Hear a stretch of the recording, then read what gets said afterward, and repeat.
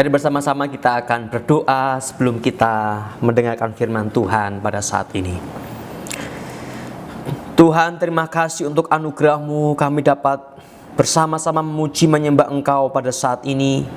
Dan kini kami akan mendengarkan sebagian dari firman-Mu.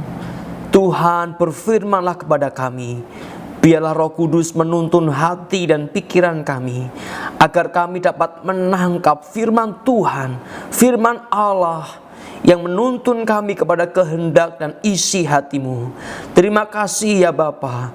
Kami mengucap syukur, berfirmanlah kepada setiap kami, sehingga setiap kami dapat mengalami kuasa firman-Mu yang memerdekakan dan menghidupkan kami.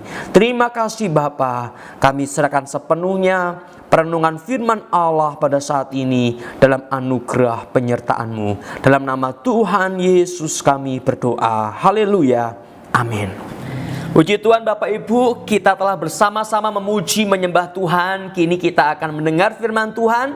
Dan biarlah hati yang siap untuk dibentuk, hati yang siap ditaburi dengan firman Allah, boleh menjadi sikap hati kita, dan dengan pengharapan bahwa Tuhan akan mengubahkan hidup setiap kita melalui firman-Nya. Mari bersama-sama kita membuka Alkitab kita dari kitab Efesus pasal yang keempat, ayat 17 sampai ayat yang ke-24. Efesus pasal yang keempat, ayat 17 sampai ayat yang ke-24. Saya akan membacanya, Bapak Ibu dapat menyimak di tempat Bapak Ibu berada. Judul perikopnya adalah manusia baru, ayat 17. Sebab itu kukatakan dan kutegaskan ini kepadamu di dalam Tuhan. Jangan hidup lagi sama seperti orang-orang yang tidak mengenal Allah, dengan pikirannya yang sia-sia dan pengertiannya yang gelap, jauh dari hidup persekutuan dengan Allah, karena kebodohan yang ada di dalam mereka dan karena kedegilan hati mereka. Perasaan mereka telah tumpul sehingga mereka menyerahkan diri kepada hawa nafsu dan mengerjakan dengan serakah segala macam kecemaran. Tetapi kamu bukan demikian. Kamu telah belajar mengenal Kristus, karena kamu telah mendengar tentang Dia dan menerima pengajaran di dalam Dia menurut kebenaran yang nyata dalam Yesus, yaitu bahwa kamu berhubung dengan kehidupan kamu yang dahulu harus menanggalkan manusia lama yang menemui kebinasaannya oleh nafsunya yang menyesatkan, supaya kamu dibaharui di dalam roh dan pikiranmu, dan mengenakan manusia baru yang telah diciptakan menurut kehendak Allah di dalam kebenaran dan kekudusan yang sesungguhnya. Puji Tuhan Bapak Ibu, kita telah bersama-sama membaca firman Tuhan pada saat ini. Dan firman ini sangat tegas sekali, sangat jelas sekali. Bahkan Paulus berkata, kutegaskan, kukatakan apa yang bersama-sama kita telah dengarkan. Ayat 17 dia berkata seperti ini, sebab itu kukatakan dan kutegaskan, jangan hidup lagi sama seperti orang-orang yang tidak mengenal Allah. Jangan hidup lagi sama seperti orang-orang yang tidak mengenal Allah. Mengapa? Karena kata Paulus, karena kamu bukan demikian. Kamu bukan lagi seperti mereka di ayat yang ke-20. Kamu bukan lagi demikian. Kamu telah belajar mengenal Kristus. Jadi ada dua kehidupan yang Paulus tunjukkan dari ayat-ayat ini Bapak Ibu sekalian. Yang pertama itu adalah kehidupan lama atau kehidupan orang-orang yang tidak mengenal Allah pada bagian pertama, dan kemudian kehidupan dari orang-orang yang mengenal Allah pada bagian yang kedua. Nah, untuk itu kita mau bersama-sama merenungkan pada saat ini bahwa sebagai orang percaya kita dipanggil. Yang pertama dipanggil, tetapi ternyata bukan hanya dipanggil, kita diharuskan. Kita diharuskan untuk apa? Untuk meninggalkan manusia lama. Kita diharuskan, Paulus berkata, "Ku tegaskan hal ini, jangan hidup lagi seperti dulu." Jangan hidup lagi dengan karakter manusia lamamu. Kamu harus berubah. Jangan, tidak boleh, tidak ada pilihan. Tegas sekali Bapak Ibu sekalian. Kita harus mengenakan manusia yang baru. Nah, Bapak Ibu yang dikasihi Tuhan, kehidupan Kristen ini memang kehidupan yang memiliki sebuah proses-proses yang kita harus pahami bersama. Kita harus pahami bagaimana dan seharusnya seperti apa menjadi orang percaya. Nah, Bapak Ibu sekalian, Alkitab mengatakan bahwa pada mulanya Allah menciptakan semesta dan di sana ada manusia, dan manusia ini pada awal penciptaan ternyata jatuh dalam dosa. Manusia jatuh dalam dosa. Manusia mati secara rohani. Mereka tidak lagi mengasihi Allah sebagaimana seharusnya. Mereka tidak mampu memuliakan Allah sebagaimana seharusnya. Nah, ini tahap pertama, Bapak Ibu. Ini proses pertama, yaitu apa? Manusia jatuh di dalam dosa. Ini gambar manusianya, ini hanya tulang saja ini ya. Pertama, manusia jatuh dalam dosa, Bapak Ibu. Nah, karena manusia jatuh dalam dosa, manusia tidak mampu mengasihi Allah dan manusia tidak mampu menyelamatkan dirinya, maka ada proses yang kedua, yaitu manusia itu harus mengalami penebusan dalam Tuhan Yesus Kristus. Ini proses yang kedua, saudara. Jadi setelah manusia jatuh dalam dosa, mati dalam dosa, ia harus mengalami proses penebusan dalam salib Kristus. Maka kita percaya kepada Tuhan Yesus Kristus. Tapi proses ini tidak berhenti di situ. Bahwa setelah jatuh dalam dosa, setelah ditebus, kita harus sadar bahwa kita ditebus, kita diselamatkan untuk mengalami proses berikutnya. Apa itu? Dikuduskan. Dikuduskan. Kita harus mengalami proses berikutnya, yaitu dikuduskan. Saya beri simbol gereja di sini ya. Dikuduskan. Kita ke gereja itu untuk mengalami pengudusan, Bapak Ibu. Bukan hanya untuk gosip sana gosip sini, tapi pengudusan.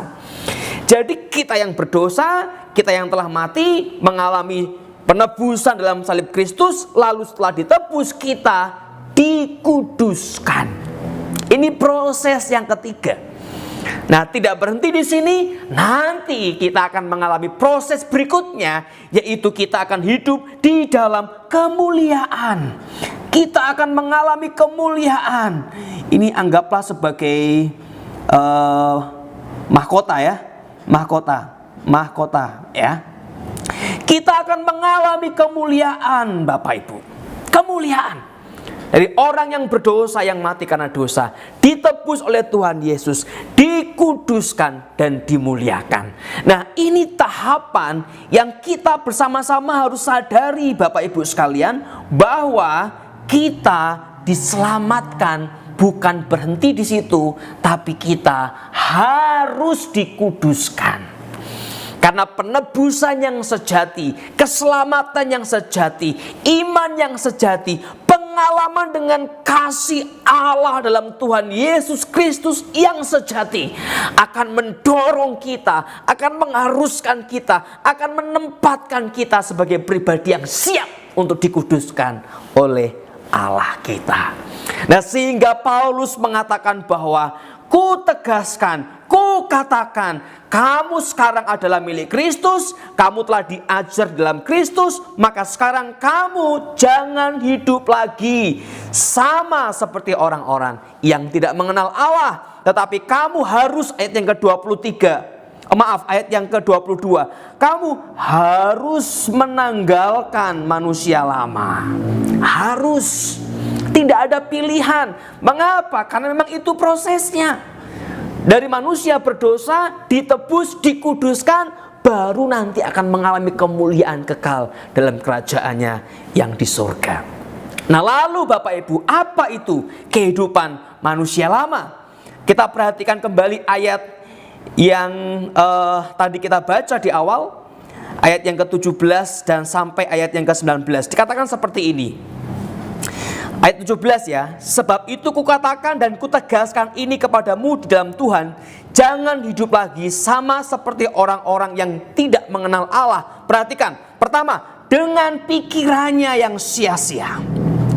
Pikiran yang sia-sia, pengertiannya yang gelap, jauh dari hidup persekutuan dengan Allah, jauh dari hidup persekutuan dengan Allah.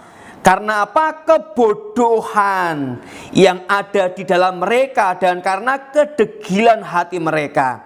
Perasaan mereka telah tumpul, gak bisa lagi merasakan yang benar, telah tumpul oleh dosa. Sehingga mereka ngapain? Menyerahkan diri kepada hawa nafsu dan mengerjakan dengan serakah segala macam kecemaran atau perzinahan dosa.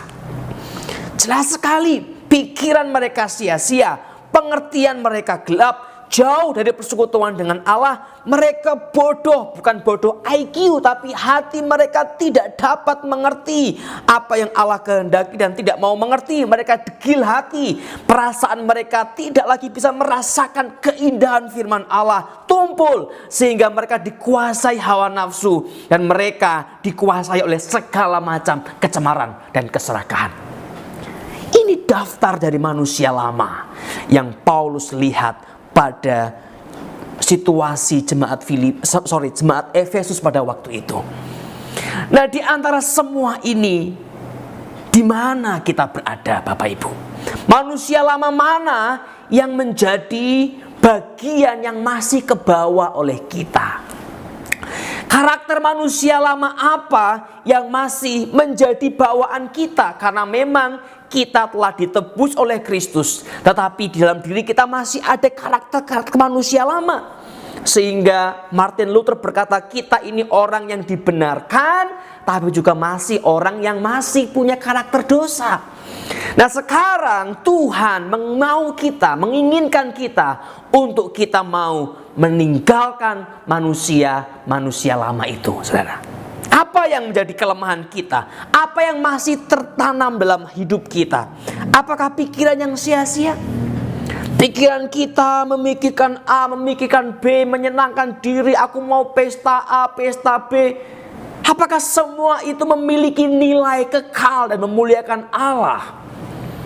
Dengan semua kerinduan dan pikiran yang hanya menyenangkan diri tanpa ada kaitannya dengan memuliakan Tuhan. Itu pikiran sia-sia yang Paulus berkata, jangan lagi. Atau mungkin pengertian kita yang gelap. Kita tidak pernah mau diterangi oleh firman. Pokoknya prinsipku ini ya ini. Ya, pokoknya yang aku pegang begini ya begini. Firman Tuhan mau ngomong apa, aku tidak mau menerima terang firman. Aku menikmati kegelapan pendapatku.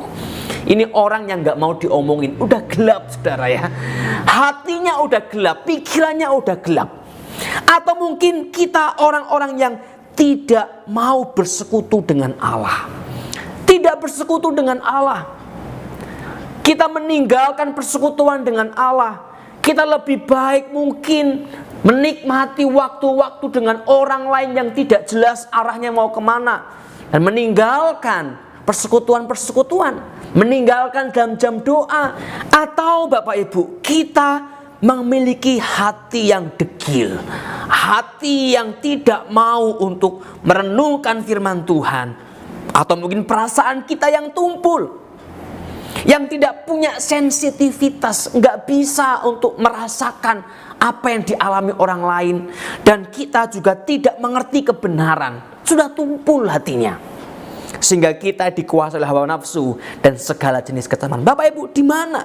Apa yang masih menjadi kelemahan kita? Manusia lama seperti apa? Karakter apa yang masih menjadi bagian dari hidupmu? Nah, itu kata Paulus harus ditinggalkan. Jangan hidup lagi. Itu adalah cara hidup manusia atau orang-orang yang tidak mengenal Allah. Karakter dari orang-orang yang tidak mengenal Allah. Tapi kamu bukan seperti mereka lagi. Bukan seperti mereka lagi. Kenapa? Karena darah Kristus telah memperbaharui hidupmu. Salib Kristus telah memperbaharui hidupmu. Nah, Bapak Ibu yang dikasihi Tuhan, lantas apa yang harus kita lakukan sebagai orang-orang percaya? Paulus mengatakan bahwa kamu harus menanggalkan manusia lama itu yang menemui kebinasaannya oleh hawa nafsunya yang menyesatkan, ayat 22. Maka yang pertama Bapak Ibu, yang kita harus lakukan adalah kita harus mengenal diri kita, Bapak Ibu. Yang pertama kita harus mengenal diri kita. Kita harus menemukan kelemahan dosa kita. Nah, yang pertama kita perlu mengenal, saudara ya, mengenal diri kita. Kita perlu mengenal. Kita perlu sadar, kita perlu mengakui, Bapak Ibu ya. Kita perlu mengakui, dari mengenal kita kemudian mengakui. Kita mengakui bahwa oh ini kelemahanku, oh ini kekuranganku. Kita perlu mengakui. Oh ini yang perlu aku ubah. Nah, banyak orang hanya berhenti misalnya pada mengenal, oh hanya tahu, oh iya aku di sini, tapi tidak sungguh-sungguh mengakui, oh ini aku, dan aku harus ngapain, aku harus diubah. Tapi itu lebih baik daripada ada orang malah nggak kenal kelemahannya, Bapak Ibu ya.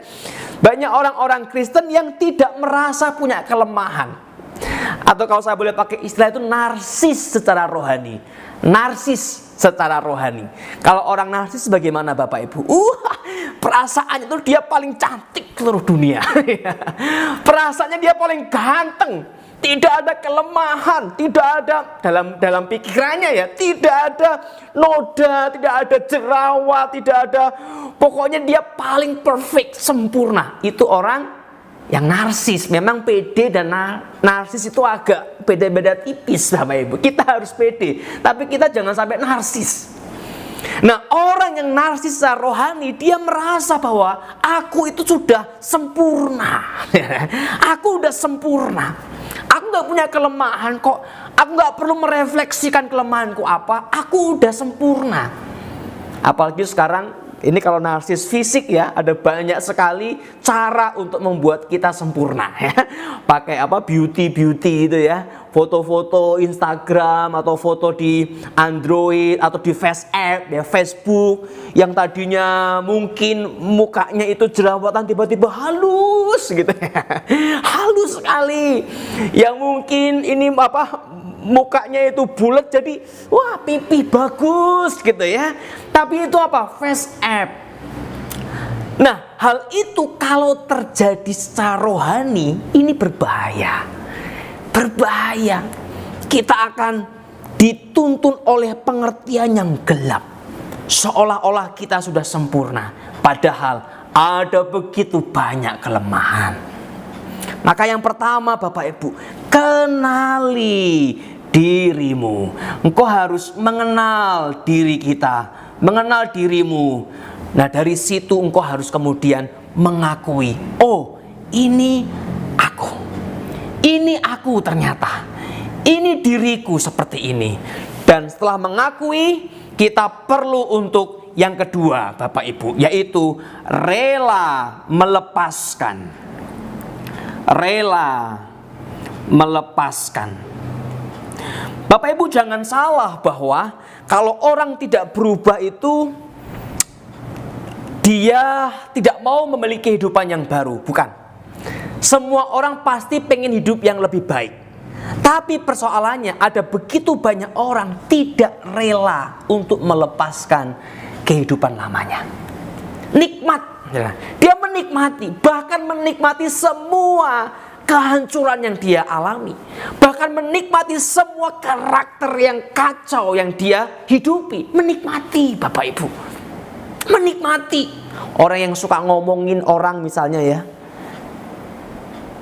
Jangan pikir bahwa dia tidak mau memiliki kehidupan yang baru. Pasti mau. Tetapi persoalannya dia tidak mau merelakan yang lama untuk ditinggal. Sementara kita tidak akan mengenakan yang baru tanpa melepaskan yang lama. Kita tidak akan memiliki kehidupan yang baru tanpa merelakan yang lama untuk kita tinggalkan. Kita harus berani tinggalkan. Maka rela untuk melepaskan. Kita perlu untuk berfokus kepada ada sesuatu yang indah, yang lebih indah daripada kehidupan lama kita, saudara. Ada sesuatu yang lebih indah di depan, lebih indah dari hidupmu saat ini, lebih indah dari cara engkau membangun kehidupanmu saat ini, yaitu kita akan menikmati anugerah Allah yang semakin besar dalam hidup kita. Apakah engkau rela? Relakah engkau melepaskan kebiasaanmu untuk ngomongin orang? Relakah engkau untuk melepaskan kebiasaanmu untuk main tangan dengan istrimu atau dengan anakmu atau mungkin dengan suamimu bagi istri-istri yang main tangan? Relakah engkau untuk melepaskan kebiasaanmu untuk menggosipin orang? Jadi orang A sampai Z semua ada cerita-cerita yang kita buat untuk menghebohkan suasana. Rela enggak? Rela enggak meninggalkan karakter itu? Kok berani enggak melepaskannya? Aku rela Tuhan. Aku rela Tuhan. Ketika kita punya kerelaan itu, kita akan pelan-pelan memasuki kehidupan yang lebih indah, karakter yang lebih indah. Ketika karakter kita diperbaharui, maka kehidupan kita juga akan mengalami pembaharuan, saudara. Ketika karakter kita diubahkan oleh Tuhan, ketika karakter kita terus gumulkan agar Tuhan mengubahkannya, maka hidup kita juga akan berubah. Lebih indah, lebih berpengharapan.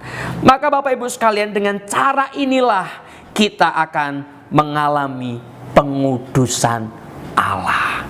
Pengudusan Allah.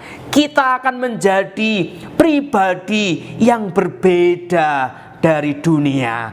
Kita akan menjadi pribadi yang berbeda dari orang-orang di sekitar kita, dan di sanalah kita menjadi saksi-saksi Kristus. Maka kata dikuduskan itu Bapak Ibu, dikuduskan itu secara hurufiah ya, secara literalnya dikuduskan itu artinya adalah dipisahkan ya. Dikuduskan itu artinya adalah dipisahkan. Dikuduskan itu secara harfiah itu artinya adalah dipisahkan. Sehingga ketika Allah memilih Israel, dia dipisahkan dari bangsa-bangsa lain untuk menjadi umat Allah. Ketika Yesus mati di atas kayu salib menebus kita, kita sedang dipisahkan dari orang-orang yang belum mengenal Allah, agar kita menjadi saksi. Seperti ini loh orang yang ditebus oleh Kristus. Pertanyaan berikutnya adalah, apakah engkau sudah berbeda dari dunia? Apakah engkau sudah mengalami pemisahan? Kalau engkau masih hidup dengan karakter manusia lama, orang-orang yang tidak mengenal Allah, ya kita sama, saudara. Makanya banyak orang bilang begini, ya orang Kristen ke gereja atau orang gak ke gereja, orang gak Kristen, sama aja. Itu pelanggan saya yang Kristen malah suka nyolong sama saya. Itu pelanggan saya yang Kristen malah suka tidak memenuhi komitmennya. Malah orang-orang itu tuh yang bukan orang Kristen bisa dipercaya, bisa dipegang. Nah, kita bukan hanya nggak berbeda, kita malah lebih buruk daripada dunia. Ya, kalau seperti itu, pengalaman penebusan macam apa yang kita alami? Karena salib itu pasti di dalamnya akan ada pembentukan Allah. Itu tuh orang Kristen sih, tapi ngomongnya itu lebih menyakitkan daripada orang yang nggak pernah ke gereja. Gimana? Oh itu tuh katanya pelayan Tuhan, tapi hidupnya gak berbeda, bahkan lebih hancur daripada orang-orang yang tidak melayani, yang bukan Kristen. Nah, dengan situasi itu kita sesungguhnya sedang gagal mengalami proses dipisahkan, dikuduskan. Maka saat ini Bapak Ibu, saya tidak tahu apa yang menjadi pengalaman Bapak Ibu. Mari bersama-sama kita akui, saudara, kita kenali. Kalau ada orang bilang, kamu tuh orangnya suka ini loh, suka ngomongin orang terus, kamu perhatiin. Coba kita renungkan, jangan, wow enak aja, bukan saya. Enak aja, itu memang dia kayak gitu. Coba berhenti untuk membela diri kita. Coba untuk kita berhenti mengenal diri kita. Dan kita mengakui kalau memang ternyata iya kayak gitu. Dan kemudian relakan itu untuk dilepaskan, supaya yang baru dapat kita kenakan. Perhatikan bahwa yang baru tidak akan pernah bisa kita kenakan tanpa kita melepaskan yang lama. Tanpa kita melepaskan yang lama, saudara. Kenali dirimu, sehingga pada ayat yang ke-22 sampai 24 kita perhatikan. Yaitu bahwa kamu berhubung dengan kehidupan kamu yang dahulu. Perhatikan, harus menanggalkan manusia lama, yang menemui kebinasaannya oleh hawa nafsunya yang menyesatkan, supaya kamu, perhatikan, supaya kamu dibaharui di dalam roh dan pikiranmu, dan supaya kamu mengenakan manusia baru yang telah diciptakan menurut kehendak Allah di dalam kebenaran dan kekudusan yang sesungguhnya. Perhatikan Bapak Ibu, kamu harus menanggalkan manusia lama kamu supaya kamu dibaharui. Kita tidak bisa mengenakan manusia yang lama bersamaan dengan manusia yang baru, nggak bisa. Harus menanggalkan yang lama baru bisa mengenakan yang baru. Saya nggak bisa, oh iya aku masih 50-50, separuh-separuh. Nggak bisa. Nggak bisa. Ini antara dua pilihan, engkau manusia lama atau manusia baru. Engkau mengasihi atau membenci.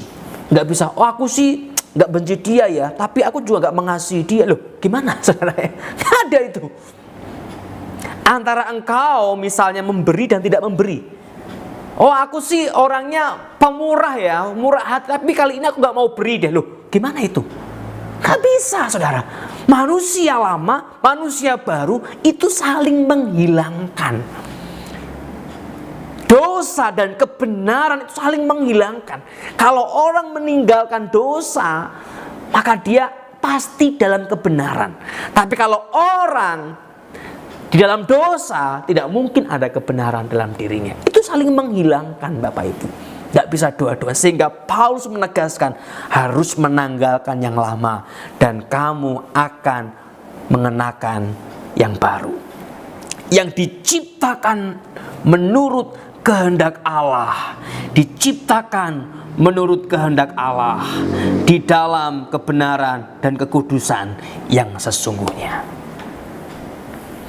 Bukankah penciptaan kita manusia itu adalah segambar dan serupa dengan Allah? Untuk apa saudara? Untuk menunjukkan kebenaran dan kekudusan Allah dalam hidup kita. Dalam kitab Kejadian dikatakan Allah menciptakan manusia itu segambar dan serupa dengan dirinya. Nah itulah yang seharusnya menjadi karakter kita, yaitu karakter Allah dalam kebenaran dan kekudusan. Tapi kembali tadi bahwa dosa telah menghancurkan kita, dan sekarang di dalam Kristus kita akan dipulihkan kembali dalam kebenaran dan kekudusan yang sesungguhnya. Maka menjadi orang Kristen seharusnya kita memiliki sebuah kemajuan untuk semakin serupa kembali dengan Allah. Sebagaimana tujuan penciptaan dan keadaan kita pada waktu penciptaan kita segambar dan serupa dengan Allah. Kita diproses, kita dibentuk untuk semakin menyenangkan Tuhan, memancarkan kemuliaan Tuhan. Tapi itu tidak akan pernah terjadi kalau kita masih menikmati manusia lama kita. Kita harus rela melepaskannya. Kita harus mengenali dan rela melepaskannya, dan kemudian mengenakan firman, mengenakan karakter yang baru, mengenakan kehidupan yang baru. Dan di sana kita akan mengalami indahnya hidup bersama-sama dengan Tuhan. Haleluya. Bapak Ibu, sebentar lagi kita akan menikmati perjamuan kudus. Daging dan darah Kristus yang dicabik dan dicurahkan itu bukan bertujuan untuk membuat kita misalnya menjadi orang-orang kaya. Bukan.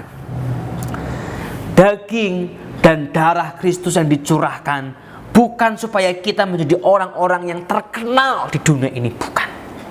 Daging dan darah Kristus yang dicurahkan bukan supaya kita punya kekuasaan di dunia ini. Bukan. Sekalipun orang Kristen bisa punya itu semua, tapi itu bukan tujuannya. Tapi daging dan darah Kristus yang dicabik dan dicurahkan adalah untuk menguduskan hidup kita, untuk membawa kita kembali kepada rancangan Allah yang semula, untuk membawa kita kembali kepada ciptaan yang semula yang mencerminkan gambar dan rupa Allah. Itu proses pengudusan seperti dalam tahap-tahap tadi, bahwa setelah salib kita harus mengalami pengudusan ilahi. Mari berfokus, saudara. Mari sikapi dengan serius. Sikapi dengan serius. Kenali. Lihat hidupmu.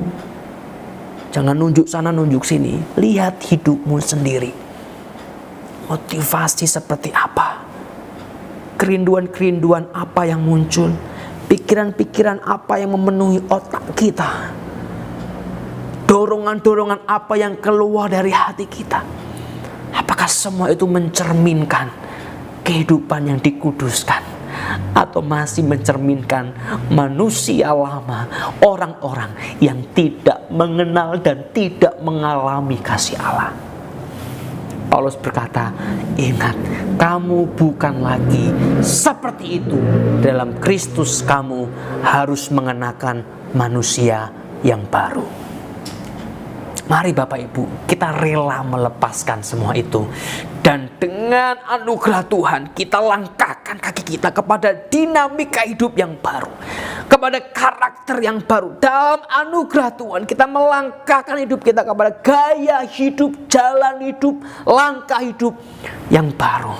Dan saya percaya ketika kita mau melepaskan yang lama dan memiliki kerinduan untuk mengenakan yang baru, Roh Kudus akan memampukan kita. Roh Kudus akan menuntun kita, akan memberi kita kekuatan untuk melangkah, memiliki kehidupan yang baru dalam Tuhan. Mari bersama-sama kita boleh menikmati perjamuan pada saat ini dengan sebuah kesadaran dan dengan pengertian yang benar bahwa engkau diselamatkan untuk dikuduskan.